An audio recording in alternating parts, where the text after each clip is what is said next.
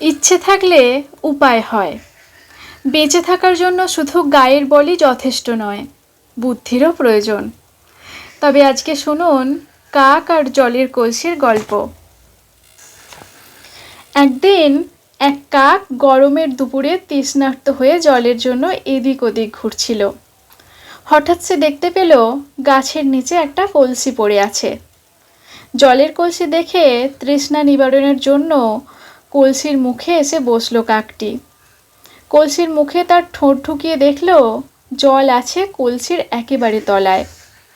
সাধ্যমতো চেষ্টা করেও সেই জলের নাগাল পেল না। তারপর প্রথমে চেষ্টা করলো কলসিটিকে ভেঙে ফেলতে, না পেরে চেষ্টা করলো কলসিটিকে কাত করে দিতে, কিন্তু এসবের কোনোটাতেই তার শক্তি কুলিয়ে উঠল না। সে যখন হতাশ হয়ে পড়েছে তখন তার মাথায় এক বুদ্ধি এলো। কাছাকাছি চারিদিকে ছড়িয়েছিল অনেক নুড়ি। সে একটি একটি করে কুড়িয়ে আনতে লাগলো নুড়ি আর ফেলতে লাগলো সেই কলসির ভেতর।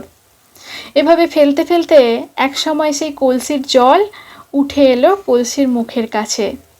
তখন কাকটির আর আনন্দ ধরে না। সে তার বুদ্ধি খাটিয়ে কলসির তলার জল উপরে উঠিয়ে আনতে পেরেছে। এখন তার ঠোঁটের নাগালের মধ্যে জল। এরপর কাকটি তৃপ্তি ভরে জল পান করে তার তৃষ্ণা মেটালো আর তারপর ডানা মেলে উড়ে গেল। কথায় বলে, ইচ্ছা থাকলে উপায় হয়। বেঁচে থাকার জন্য শুধু গায়ের বলই যথেষ্ট নয়, বুদ্ধিরও প্রয়োজন। বুদ্ধি না থাকলে মৃত্যু পর্যন্ত হতে পারে। কাক গরমে পিপাসায় মরেই যেত, কিন্তু নিজের বুদ্ধির জোরে সে বেঁচে গেল। গল্পটি ভালো লাগলে অবশ্যই বাচ্চারা শুনলে আরও ভালো লাগবে।